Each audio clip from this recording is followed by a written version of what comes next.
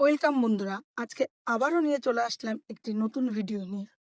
আজকের ভিডিওর টপিক হলো কাঠবিড়ালি কিভাবে তৈরি করব। চলো, প্রথমে আমি সাদা ও হলুদ কান দুটি একসাথে সুন্দর করে সেলাই করে নেব। সেলাই করে নেওয়া হয়ে গেলে কাঠবিড়ালির যে পেট পার্টটি আছে সেটিকে উপর ও নিচ করে সেলাই করে রাখবো। মিডিলটা ফাঁকা রাখবো, তুলে যাতে ভরতে পারি। আর ও লেজটাকে বডির সাথে এপাশ থেকে ওপাশ পর্যন্ত সেলাই করে দেব। সেলাই হওয়ার পরে আমি পুরো বডিটাকে সুন্দর করে রাউন্ড করে নেব। তার আগে কান দুটিকে দুপাশে সুন্দর করে সেলাই করে দেব, বডির এপাশ থেকে ওপাশ পর্যন্ত।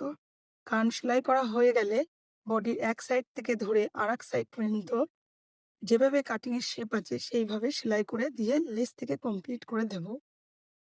সবশেষে গিয়ে নিচ পাটটি লাগিয়ে তার সাথে একটি ক্যাচার লাগাবো। ক্যাচারটি লাগানো হয়ে গেলে পুরো রাউন্ড শেপ দিয়ে সাদা পাটটিকে সেলাই করে নেব। সেলাই করা হয়ে গেলে কাঠবিড়ালিটি কমপ্লিট। তোমাদের যদি ভালো লেগে থাকে আমাকে লাইক, শেয়ার ও ফলো করতে ভুলো না। ধন্যবাদ সবাইকে।